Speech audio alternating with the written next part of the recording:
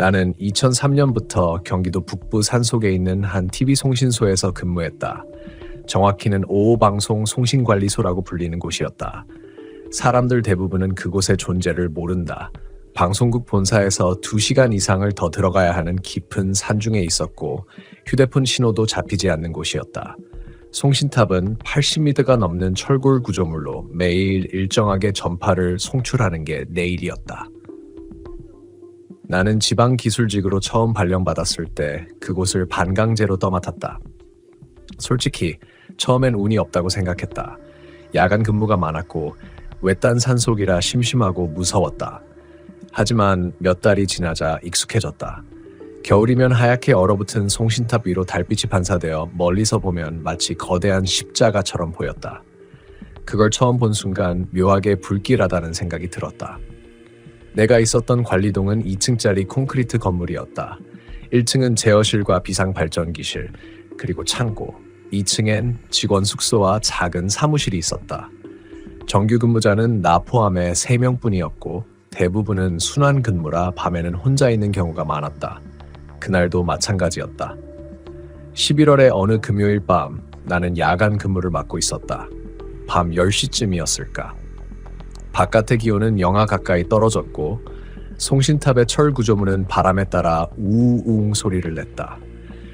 평소처럼 전파 상태를 점검하고 로그를 작성한 뒤 간단히 라면을 끓여 먹었다. 그때까진 아무 일도 없었다. 그런데 그날따라 이상하게 건물 안의 공기가 무겁게 눌려 있었다. 라디에이터는 평소처럼 작동 중이었지만 손끝이 차가웠다. 작업복 안에 스며드는 냉기 같은 게 있었다. 나는 괜히 제어실 창문 쪽으로 다가가 바깥을 내다봤다. 멀리 송신탑 아래에 있는 등화등이 깜빡였다. 원래는 일정한 주기로 전멸하는데 그날은 불규칙했다. 마치 누가 그 앞을 지나가듯 간헐적으로 꺼졌다 켜졌다를 반복했다. 그때까지만 해도 그냥 전선 접촉 문제겠거니 했다. 송신소는 오래된 시설이라 작은 오작동은 흔한 일이었다. 그래서 나는 손전등을 들고 외투를 입고 밖으로 나갔다. 밤 공기가 차가웠다. 산 아래에서 바람이 불어올 때마다 나뭇잎들이 부딪혀 사락사락 소리를 냈다. 눈앞에는 하얀 입김이 흘러나왔다. 등화등은 송신탑 기둥 옆쪽 약 15m쯤 떨어진 곳에 있었다. 나는 바닥에 얼음을 밟으며 천천히 걸었다. 멀리서 보던 것처럼 전등은 간헐적으로 깜빡이고 있었다. 그리고 그 순간 나는 뭔가 이상한 걸 느꼈다. 등 뒤에서 분명 쿵 하는 소리가 들렸다. 무거운 철문이 닫히는 소리 같았다. 순간적으로 제어실 쪽을 돌아봤다. 아무도 없었다. 아까 내가 나올 때 분명히 문은 열어둔 상태였는데 닫혀 있었다. 순간 등줄기가 싸늘했다. 손전등을 비추며 다시 건물 쪽으로 걸어갔다. 문 손잡이를 돌리자 잠겨 있었다. 설마 자동 잠금? 아니, 그런 시스템은 없다. 우리 송신소는 수동식 문이었다. 나는 잠시 생각하다가 혹시 다른 직원이 돌아온 건가 싶었다. 그래서 노크를 했다. 누구세요? 안에 계신가요? 대답이 없었다. 문 유리창 너머로 안을 비췄지만 불은 꺼져 있었다. 아까까진 제어실에 형광등이 켜져 있었는데 완전히 어두웠다. 갑자기 뒤쪽 산에서 또각또 발소리가 들렸다. 가벼운 신발 소리, 하지만 확실히 사람이 걷는 소리였다. 나는 얼른 손전등을 뒤로 돌렸다. 그 빛이 비춘 곳에는 아무도 없었다. 심장이 쿵쿵 뛰었다. 바람 소리, 철탑의 진동음, 그리고 내 숨소리만 들렸다. 이상했다. 그날따라 바람의 방향이 일정하지 않았다. 산 쪽에서 불다가 갑자기 송신탑 방향에서 불어왔다. 그때마다 송신탑의 철골이 앙 소리를 냈다. 그 소리가 마치 사람의 신음처럼 들렸다. 그 상태로 몇 분을 서 있었을까. 문득 뒤에서 철컥 하는 소리가 들렸다. 문이 열렸다. 아무도 만지지 않았는데 문이 천천히 안쪽으로 열렸다. 나는 무의식적으로 한 발짝 물러났다. 누구세요? 그 말이 내 입에서 나왔지만 내 귀엔 내 목소리가 아닌 것처럼 들렸다. 내 말이 끝나자마자 안쪽에서 갑자기 전등이 깜빡 켜졌다. 제어실은 그대로였다. 아무도 없었다. 나는 손전등을 든 채 천천히 안으로 들어갔다. 냄새가 이상했다. 약간 탄 냄새와 오래된 곰팡이 냄새가 섞인 듯한 그 특유의 눅눅한 공기. 하지만 평소엔 그런 냄새가 나지 않았다. 그 순간 제어 패널 오른쪽의 경고등이 빨갛게 깜빡였다. 전력 공급 불안정. 나는 급히 장비를 확인하러 갔다. 그런데 패널 아래쪽에 누군가의 젖은 발자국이 있었다. 맨발이었다. 크기도 작았다. 성인 남자 발육이 너무 작고 아이의 발자국 같다. 나는 숨을 멈췄다. 방금 전까지 나 말고 아무도 없었는데 그때 제어실 스피커에서 지지지직 하는 잡음이 들렸다. 누가 마이크 버튼을 누른 듯한 소리였다. 그리고 희미하게 여기 추워요 라는 소리가 들렸다. 나는 그대로 얼어붙었다. 스피커 앞엔 아무도 없었다. 하지만 그 목소리는 분명히 제어실 안에서 내 등 뒤에서 들려왔다. 나는 그 자리에서 몇 초 동안 꼼짝하지 못했다. 제어실 스피커는 여전히 잡음을 냈고 어딘가 멀리서 공기가 누르는 듯한 진동이 느껴졌다. 내가 숨을 들이쉴 때마다 그 소리와 함께 똑같이 작은 숨소리가 섞여 들어왔다. 마치 누군가 내 옆에서 같이 숨을 쉬는 것처럼. 누구야? 내가 그렇게 중얼거렸을 때 스피커가 딱 소리를 내며 꺼졌다. 정적이 다시 돌아왔다. 너무 조용해서 귀 안에서 내 혈관이 뛰는 소리까지 들릴 정도였다. 나는 본능적으로 제어실 문을 잠갔다. 심장이 요동쳤지만 그럴수록 손끝이 더 차가워졌다. 괜히 의자에 앉아 로그북을 펼쳐봤다. 마지막 근무 기록은 오후 5시. 내가 직접 쓴 거였다. 그 밑에 낯선 글씨로 무언가가 더 써져 있었다. 12시 방향 아직 거기 있어. 볼펜 자국은 말라 있었지만 글씨체가 내 것이 아니었다. 가늘고 삐뚤어진 글씨, 마치 손이 떨린 채 쓴 것처럼. 나는 순간적으로 종이를 덮었다. 그리고 스스로를 설득하려 했다. 이거 장난이겠지. 전임자가 장난친 거야. 하지만 그럴 리가 없었다. 이곳은 1년 가까이 내가 맡고 있었고 이전 근무자는 이미 전출된 지 오래였다. 그가 떠난 후엔 아무도 이런 글을 쓴 적이 없었다. 나는 책상 위에 있던 커피를 한 모금 마셨다. 식은 커피는 쇳맛이 났다. 그때 눈에 들어온 건 벽에 붙은 오래된 근무표였다. 모서리가 누렇게 변색된 종이엔 1998년 근무자 명단이 남아 있었다. 그중 한 줄이 희미하게 지워져 있었다. 누군가 펜으로 여러 번 긁어낸 듯 이름이 완전히 사라진 자리. 하지만 그 옆엔 야간 순찰 중 사고라는 작은 메모가 남아 있었다. 순간 등골이 서늘해졌다. 나는 일부러 시선을 돌리며 모니터 쪽을 바라봤다. 모니터에는 송신탑의 상태 그래프가 표시되어 있었는데 평소보다 약한 전류 파형이 찍혀 있었다. 신호가 이상하게 흔들리고 있었다. 그래서 나는 모뎀실로 내려가야 했다. 계단을 내려갈 때 바닥이 미세하게 진동하는 게 느껴졌다. 발을 디딜 때마다 웅 하는 소리가 들렸고 계단 아래로 갈수록 공기가 차가워졌다. 1층 문을 열자 발전기 냄새와 금속 냄새가 섞여 코를 찔렀다. 빛이 거의 없었다. 손전등을 켜자 먼지가 빽빽하게 날아다녔다. 모뎀실 문 앞에 섰을 때였다. 문 아래 틈으로 무언가의 그림자가 비쳤다. 움직이지 않고 그대로 서 있었다. 처음엔 내 그림자인 줄 알았다. 하지만 내가 몸을 좌우로 움직여도 그 그림자는 전혀 흔들리지 않았다. 그 순간 그 그림자가 아주 천천히 문 안쪽으로 사라졌다. 나는 그 문을 열지 못했다. 손잡이를 잡은 채 한참을 서 있었다. 손바닥이 축축하게 젖었고 손전등 불빛이 미세하게 떨렸다. 그때 내 귀에 딸깍딸깍 하는 소리가 들렸다. 규칙적으로 반복되는 마치 어린아이가 장난감 버튼을 누르는 듯한 소리였다. 모뎀 장비는 그런 소리를 내지 않는다. 나는 잠시 눈을 감았다. 착각이야. 그냥 착각이야. 그렇게 중얼거리고 문을 열었다. 안에는 아무도 없었다. 대신 장비 패널의 모든 표시등이 동시에 깜빡이고 있었다. 규칙이 없었다. 전류의 간섭 같지도 않았다. 한참을 멍하니 바라보다가 그제야 모뎀 위에 놓인 낡은 폴더 하나를 봤다. 폴더엔 비상기록 1998이라고 적혀 있었다. 나는 천천히 폴더를 열었다. 거기엔 당시 근무자들의 일지 사본이 몇 장 들어 있었다. 그중 한 장의 내용이 내 시선을 붙잡았다. 1998년 12월 13일 야간 근무 중 송신탑 점검을 나간 김 대리가 돌아오지 않았다. 오전 3시경 탑 아래에서 추락사한 채 발견됨. 시신의 자세가 이상했다. 마치 누군가 밀어 떨어뜨린 것처럼. 그날 제어실 내 스피커에서 어린아이의 목소리가 들렸다는 보고가 있었다. 손끝이 떨렸다. 페이지를 넘기려 했지만 손이 말을 듣지 않았다. 그 순간 위쪽 제어실 방향에서 쿵 하는 소리가 다시 들려왔다. 무겁고 둔탁한 철문이 3개 닫히는 소리였다. 나는 반사적으로 뛰어올라 계단을 향했다. 계단을 오를수록 공기가 이상했다. 숨이 막혔다. 마치 산소가 줄어드는 것 같았다. 위층 문을 열자 제어실의 불이 꺼져 있었다. 조용했다. 모든 장비가 꺼져 있었다. 그런데 불이 꺼진 제어실 한가운데 바닥 위에 뭔가가 서 있었다. 빛에 반사되는 얇은 형체, 마치 안개처럼 희미한 그림자였다. 처음엔 사람인지 몰랐다. 하지만 손전등을 천천히 비추자 그것이 고개를 돌렸다. 눈도 입도 표정도 없었다. 그냥 텅 빈 얼굴이었다. 나는 뒤로 넘어질 뻔했다. 그 순간 제어실 스피커가 다시 지지직하며 켜졌다. 그리고 아이의 목소리가 들려왔다. 그 사람 아직도 위에 있어요. 그 목소리가 끝나자마자 송신탑이 꽝 하는 소리를 내며 진동했다. 진동은 건물 전체를 흔들었고 형광등이 깜빡였다. 그 형체는 소리와 함께 사라졌다. 아무 자국도 남지 않았다. 나는 그대로 바닥에 주저앉았다. 그리고 오랜 시간 동안 아무 말도 하지 못했다.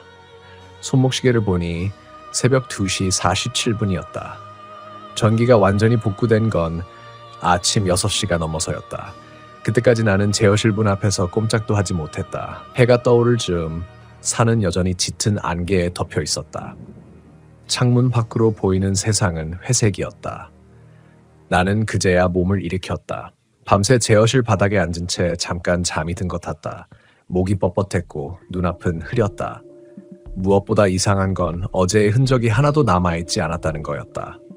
전기가 완벽하게 복구되어 있었다. 모든 장비는 정상 작동 중이었고 로그에도 전력 차단 기록이 없었다. 게다가 바닥에 남아있던 발자국도 내가 어제 봤던 폴더도 사라져 있었다. 책상 위는 정리된 듯 깔끔했고 스피커에는 먼지가 얹혀 있었다. 밤새 누군가 다녀간 흔적도 없었다. 잠시 후 본사 점검반이 도착했다. 그들은 정기점검차 송신소에 방문한 사람들이었다. 3명이었고 다들 내 오랜 동료들이었다. 밤새 고생했네. 아무 문제 없었지? 리더인 박 기술차장이 그렇게 물었다. 나는 입을 열었다가 잠시 멈췄다. 뭐라고 말해야 할지 몰랐다. 예, 이상 없었습니다. 그 말이 내 입에서 나올 때 이상하게 혀가 굳은 것 같았다. 정말 아무 일도 없었던 것처럼 말해버린 내 자신이 낯설었다. 점검반이 장비를 점검하는 동안 나는 멍하니 제어실 한쪽 벽을 바라봤다. 거기에 붙어있던 1998년 근무표가 사라져 있었다. 대신 새로 인쇄된 2003년 표가 붙어 있었다. 그 아래에는 내 이름이 적혀 있었다. 그리고 내 이름 밑에 새로 적힌 한 이름이 눈에 들어왔다. 김대리 글씨체는 내 필체였다. 나는 머리가 어지러워졌다.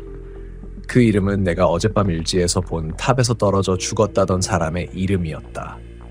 분명히 5년 전의 인물인데 왜 지금 내 근무표에 적혀 있는 거지? 나는 조용히 표를 떼어내 책상 서랍에 넣었다. 그걸 보고 있는 동안 창밖에서 갑자기 누군가 내 이름을 불렀다. 이 기사님!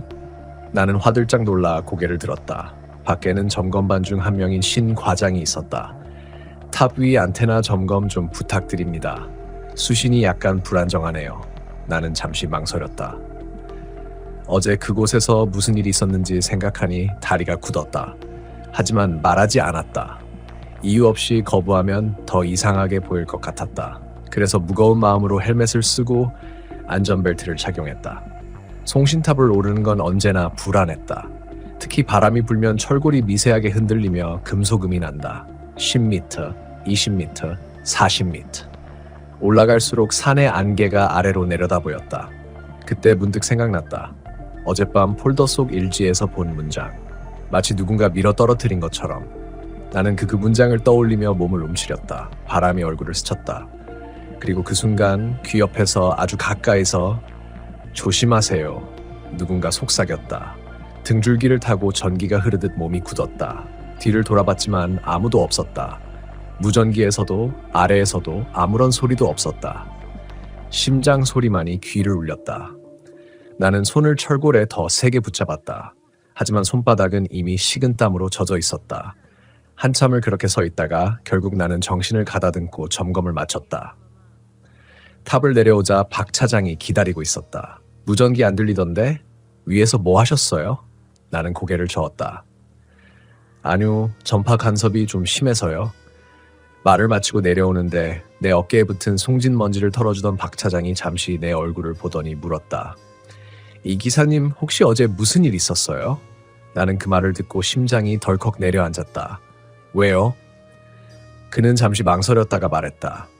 아니, 어제 새벽에 여기 전력 로그 보니까 2시 40분쯤 전체 전원이 끊겼던 기록이 있던데요. 근데 그 뒤로 누가 복구한 흔적은 없어요. 자동 복귀도 아닌데. 그 말을 듣는 순간 머리가 멍해졌다. 나는 아무 말도 하지 않았다. 그 시간은 내가 제어실 바닥에서 그 형체를 봤던 바로 그때였다. 박 차장은 그냥 고개를 갸웃하며 돌아섰다. 뭐 시스템 버그겠죠. 이 장비가 오래됐으니까. 그는 웃으며 말했지만 내 귀에는 그 웃음이 너무 멀게 들렸다. 그날 점검이 끝난 뒤 점검반은 산을 내려갔다. 나는 혼자 송신소에 남았다. 조용했다. 라디에이터 소리만 일정하게 들렸다. 그때 문득 창문을 통해 송신탑을 바라봤다. 햇빛이 철골 사이로 스며들며 탑의 그림자가 제어실 벽에 걸려 있었다. 그 그림자 속에 아주 희미하게 사람의 형체 같은 게 겹쳐져 있었다. 그건 마치 누군가 탑 위에 매달린 모습처럼 보였다. 나는 다시 눈을 비었다. 그 형체는 사라져 있었다. 하지만 그날 이후 내 머릿속에서 그 그림자가 떠나지 않았다. 밤이 오면 나는 꼭 제어실 불을 모두 켜두고 잤다. 불을 끄면 꼭 누군가 내 곁에 서 있는 기분이 들었으니까. 며칠 후 본사에서 전화가 왔다. 서울본사 시설관리팀장이었다. 이 기사님 지난번에 보신 김대리 이름 말이에요. 예? 그 사람 기록은 우리 시스템에 없어요. 1998년 인사기록부 전체를 뒤져도 그런 이름은 없어요. 순간 아무 말도 할 수 없었다. 그 사람은 분명히 일지에 있었고 내 근무표에도 적혀 있었다. 하지만 그가 존재하지 않는다는 말을 듣는 순간 나는 현실이 미묘하게 틀어진 느낌을 받았다. 그날 밤 나는 마지막으로 근무일지를 썼다. 이상 현상 없음, 송신 상태 안정. 단 탑 그림자가 오늘은 조금 더 길었다. 그리고 나는 펜을 내려놓았다. 바로 그때 스피커가 지지직하고 켜졌다. 그리고 그 익숙한 낮은 아이의 목소리가 다시 들려왔다. 그 사람 아직 위에 있어요. 안개가 짙게 깔린 새벽이었다. 그날은 내가 송신소에 근무한 지 6개월쯤 되었을 때였다. 밤샘 근무 중이라 졸음을 쫓으려고 복도 끝 커피 자판기로 향했다. 그런데 복도 벽에 사람 그림자가 하나 드리워져 있었다.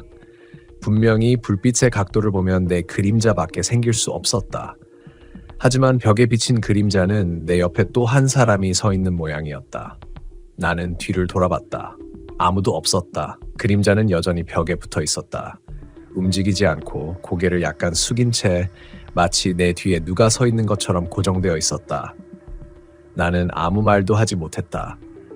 눈앞이 서늘해지면서 그림자에서 시선을 떼지 못한 채 커피 버튼을 누르고 있었다. 뜨거운 종이컵을 잡은 손이 떨려 커피가 흘렀다. 그때 방송실에서 철컥 하는 소리가 났다. 문이 열린 것이다. 잠시 후 누군가 들어오는 소리가 들렸다. 하지만 발자국 소리가 너무 가벼웠다. 사람이 걷는 소리가 아니라 마치 양쪽 발끝만 바닥을 스치는 소리였다. 나는 커피를 내려놓고 천천히 방송실 쪽으로 갔다. 문을 살짝 열어보니 안에는 아무도 없었다. 그런데 그 순간 뒤쪽 창문에 비친 내 모습 옆에 또 하나의 실루엣이 있었다. 그건 확실히 내 옆에 붙어 있었다. 나는 비명을 삼키며 문을 닫고 뛰어나왔다. 그날 이후부터 이상하게 어깨 위쪽에 시선이 느껴졌다. 누가 나를 내려다보는 것처럼 조용한 송신소 안에서도 그 느낌이 떠나지 않았다. 같이 근무하던 동료에게 조심스럽게 말했지만 그는 무표정하게 커피를 마시며 이렇게 말했다. 여기선 다들 한 번씩은 본다. 근데 말하지 말라. 말하면 따라온다더라. 그 말을 듣고 한동안 아무 말도 못했다. 그날 밤 나는 방송실 CCTV를 몰래 확인했다. 자정 무렵 내가 커피를 마시러 나가던 장면이 찍혀 있었다. 그리고 그 뒤편 복도 그쪽에서 한 남자가 천천히 고개를 숙이며 내 뒤를 따랐다. 그 사람은 안개 낀 유리문 앞에서 멈췄다. 그 모습이 화면에 그대로 남아 있었다. 다음 장면에서 나는 커피 자판기 앞에 섰고 그 남자는 내 옆에 서 있었다. 그런데 CCTV에는 그림자만 찍혀 있었다. 나는 그날 이후로 혼자 근무를 못했다. 동료들이 너무 예민한 거 아니냐고 했지만 그들은 한 번도 새벽 3시 이후 방송실을 혼자 들어간 적이 없었다. 그곳에선 가끔 누군가 웃는 소리가 들린다고 했다. 며칠 뒤 본사에서 이전 근무자들의 기록 박스를 정리하러 왔다. 나는 호기심이 생겨 오래된 명단을 살펴봤다. 그중 한 이름이 눈에 들어왔다. 이늘성. 94년. 날짜를 보고 소름이 돋았다. 그가 죽은 날이 내가 그림자를 본 정확히 같은 날짜였다. 매년 그날마다 송신소 안에 그림자가 나타난다는 이야기가 있었다. 며칠 후 나는 방송실 벽면의 커버를 수리하러 들어갔다. 철제 판넬을 뜯어내자 그 안에는 오래된 사진 한 장이 붙어 있었다. 사진 속에는 4명의 남자가 웃고 있었고 그중 한 명이 바로 CCTV에서 본 그 남자였다. 옅은 미소를 짓고 있었지만 눈동자가 어디를 보고 있는지 알 수 없었다. 그 사진 뒤에는 낡은 쪽지가 붙어 있었다. 여기선 불 꺼진 뒤에 절대 혼자 있지 마라. 나는 그 쪽지를 본 후 송신소를 그만두겠다고 마음먹었다. 하지만 그날 밤 마지막 점검을 하러 가야 했다. 새벽 2시 50분. 송신소 문을 닫고 돌아서는데 내 뒤쪽 벽에 2개의 그림자가 겹쳐 있었다. 그날 새벽은 유난히 조용했다.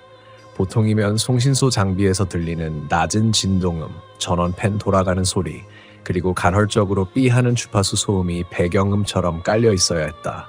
하지만 그날은 모든 소리가 완전히 끊겨 있었다. 처음에는 정전인가 싶어 전력 상태를 확인했지만 모든 전원이 정상이었다. 모니터에 표시된 출력 수치도 평소와 다를 바 없었다. 단 하나, 송출 채널의 오디오 레벨만이 완전히 0으로 고정되어 있었다. 그때 스피커에서 탁 하는 잡음이 들리더니 누군가의 숨소리 같은 게 흘러나왔다. 후, 하. 규칙적으로 반복되는 호흡음, 마치 누군가 바로 마이크 앞에 서 있는 것처럼. 나는 즉시 송출 라인을 차단했다. 하지만 스피커에서는 여전히 그 숨소리가 들렸다. 마치 내 귀 옆에서 직접 들리는 것처럼 생생하게. 누구야? 나도 모르게 중얼거렸다. 그 순간 숨소리가 멈췄다. 대신 아주 낮은 목소리가 들렸다. 여기서 일하시죠? 나는 손에 들고 있던 펜을 떨어뜨렸다. 확실히 남자의 목소리였다. 낮고 들릴 듯 말 듯한 목소리. 하지만 그 말투는 익숙했다. 내가 며칠 전 명단에서 봤던 이름 인성, 그의 음성 녹취가 오래된 교육 영상에 남아 있었는데 그 목소리와 똑같았다. 급히 방송실로 뛰어가 모니터를 확인했다. 송출 신호는 차단된 상태였는데 한쪽 채널에 이상한 파형이 생기고 있었다. 그건 사람이 말할 때의 음파 형태였다. 하지만 입력 장치는 전혀 연결되어 있지 않았다. 나는 기술실 전화로 본사에 연락을 시도했지만 통화가 연결되지 않았다. 그때 모니터 화면이 잠깐 깜빡이더니 오디오 레벨이 한 줄 메시지처럼 바뀌었다. 나 아직 여기 있어요. 순간 심장이 멎는 것 같았다. 나는 화면을 끄고 의자에 주저앉아 앉았다. 그런데 방송용 스피커에서 다시 그 목소리가 들렸다.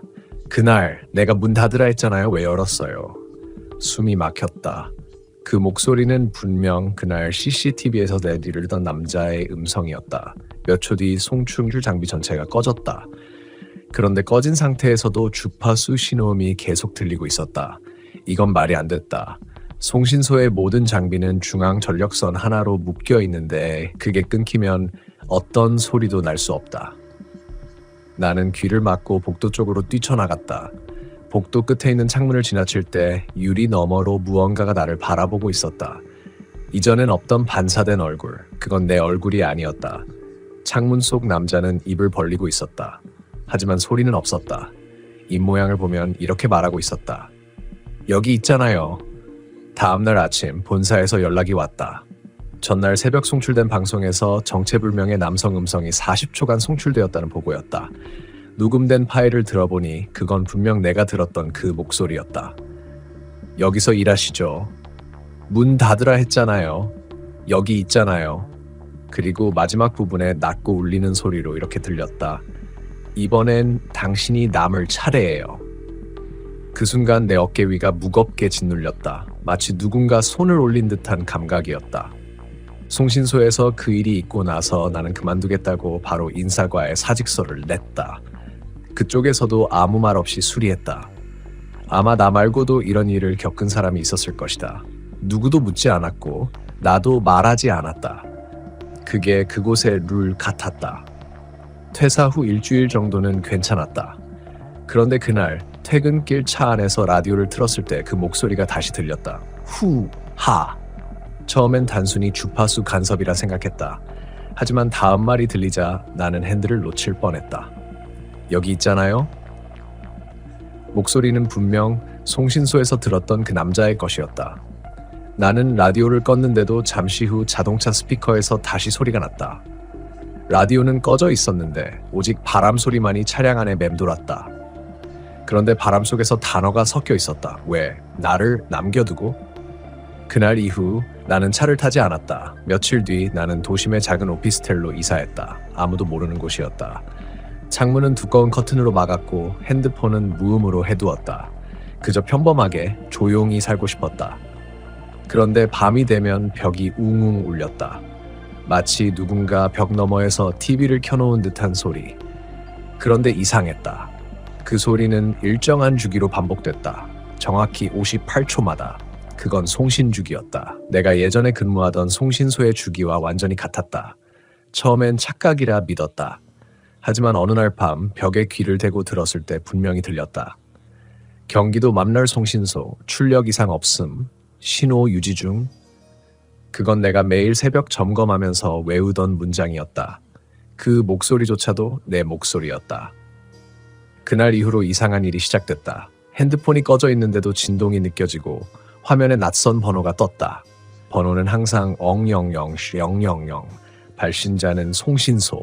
처음엔 받지 않았다. 하지만 5번째 걸려왔을 때 그만 눌러버렸다. 여보세요? 한참 동안 아무 소리도 없었다. 그리고 아주 작은 숨소리가 들렸다. 하.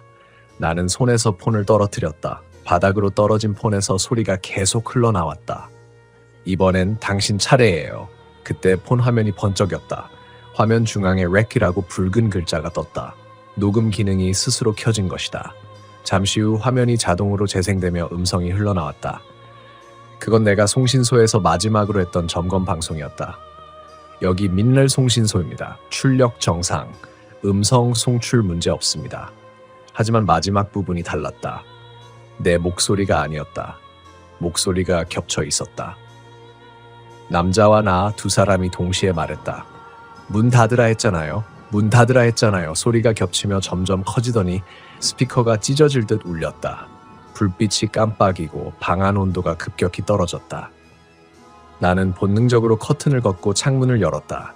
찬 공기가 들이치며 잠시 숨을 고르려 했지만 그 순간 맞은편 건물 옥상에 검은 작업복 차림의 남자가 서 있었다.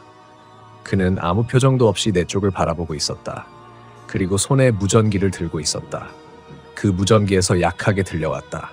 송출 유지 중. 나는 그때부터 전파의 범위를 피하려 했다.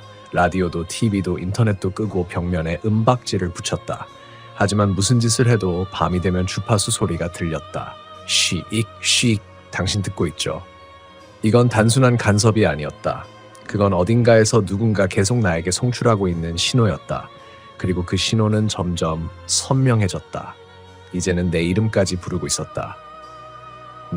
돌아와요. 그날 새벽 나는 다시 송신소로 향했다. 이 모든 걸 끝내기 위해서였다. 폐쇄된 송신소는 여전히 산 중턱에 있었다. 문은 녹슬어 있었고 출입금지 표지판이 걸려 있었다. 하지만 이상하게도 안쪽에서 불빛이 새어나오고 있었다. 누군가 그 안에서 송출을 하고 있었다. 나는 문 손잡이를 잡았다. 문은 잠겨 있지 않았다. 천천히 밀자 안쪽에서 따뜻한 공기와 함께 익숙한 냄새가 흘러나왔다. 기름, 먼지, 그리고 오래된 전자부품 냄새, 그리고 그 안에서 낯익은 내 목소리가 흘러나오고 있었다. 여기 임날 송신소입니다. 출력 정상입니다. 그건 내가 지금 말하고 있는 목소리였다. 그 순간 나는 깨달았다. 나는 여태껏 방송을 듣고 있는 게 아니라 송출하고 있었다. 문을 열고 안으로 들어갔을 때 가장 먼저 느껴진 건 온기였다. 한겨울 산속인데 안은 이상할 정도로 따뜻했다. 그리고 그 온기가 내 피부를 스치며 서서히 내 몸속으로 스며드는 느낌이 들었다. 내 앞에는 오래된 송출 장비들이 있었다. 불가능할 정도로 낡고 녹슬었지만 지금 막 가동된 듯 부드럽게 돌아가고 있었다. 펜이 회전하고 붉은 표시등이 깜빡였다. 그리고 중앙의 모니터엔 익숙한 문장이 나타났다. 출력 정상, 신호 유지 중. 나는 천천히 장비 앞으로 다가갔다. 귀에 익숙한 음성이 들려왔다. 그건 나였다. 분명 내 목소리였다. 하지만 나는 아무 말도 하지 않고 있었다. 여기 늘 송신소입니다. 출력 정상. 음성 송출 문제 없습니다. 음성은 계속 반복됐다. 마치 자동 녹음처럼. 하지만 발음 하나, 숨소리 하나까지 전부 지금의 나였다. 나는 모니터를 끄려 했다. 하지만 손이 움직이지 않았다. 손끝에서 전류가 올라왔다. 그 순간 화면이 깜빡이며 메시지가 하나 떴다. 대상 멈춰. 입을 열었지만 목소리가 나오지 않았다. 대신 내 입에서 낮은 주파수 같은 진동음이 새어나왔다. 쉬, 익. 그리고 그 소리가 장비로 흘러들어갔다. 스피커가 울리고 전선이 떨렸다. 내 심장 박동이 그 리듬에 맞춰 뛰기 시작했다. 그때 뒤에서 누군가의 발소리가 들렸다. 나는 천천히 돌아봤다. 그곳에는 검은 작업복 차림의 남자가 서 있었다. 송신소의 전 직원 이민성이었다. 그는 여전히 말이 없었다. 그저 고개를 천천히 끄덕였다. 그리고 내 옆에 의자를 가리켰다. 마치 이제 당신 차례라는 듯이. 나는 그를 바라보다가 조용히 의자에 앉았다. 그 순간 모든 장비의 불빛이 동시에 켜졌다. 모니터에는 새로운 문장이 나타났다. 신호 강도 100%요. 그와 동시에 내 귀 안에서 익숙한 숨소리가 들려왔다. 후, 하. 이제 그 숨소리는 내 것이었다. 그 후로의 기억은 흐릿하다. 눈을 떴을 때 나는 여전히 그 방에 있었다. 하지만 주변은 아무도 없었다. 장비는 멈춰 있었고 송출 신호는 OFF로 표시되어 있었다. 그런데 이상하게도 내 손에 들려있던 무전기에서 희미한 소리가 들려왔다. 쉬! 익! 여보세요? 여기 문날 송신소입니다. 듣고 계시죠? 그건 내 목소리였다. 지금의 내가 말하고 있지 않은 그날 송신소에서 남겨둔 내 목소리. 그 목소리가 여전히 어딘가로 송출되고 있었다. 나는 무전기를 내려놓고 천천히 장비실 문을 나섰다. 바깥은 여전히 어두웠고 멀리 도시 불빛이 희미하게 깜빡였다. 바람이 불었지만 그 바람 속에도 뭔가 섞여 있었다. 익숙한 문장. 매일같이 내가 점검 때 말하던 그 문장. 여기 민날 송신소입니다. 출력 정상, 신호 유지 중. 나는 잠시 멈춰서서 귀를 기울였다. 소리는 멀리서도 들렸다. 아마 누군가 또 다른 곳에서 송신을 받고 있는 것일지도 모른다. 나는 그제야 깨달았다. 송신은 멈추지 않는다. 누군가가 그만두면 또 다른 누군가가 그 자리를 대신한다. 그것이 이 송신소의 규칙이었다. 지금도 가끔 라디오를 켜면 그 목소리가 들린다. 여기 민날 송신소입니다. 출력 정상입니다. 사람들은 오래된 주파수 오류라고 말한다. 하지만 나는 안다. 그건 오류가 아니다. 그건 지금도 그곳에서 누군가 계속 송신하고 있다는 신호다. 그리고 그 누군가는 아마 나일 것이다.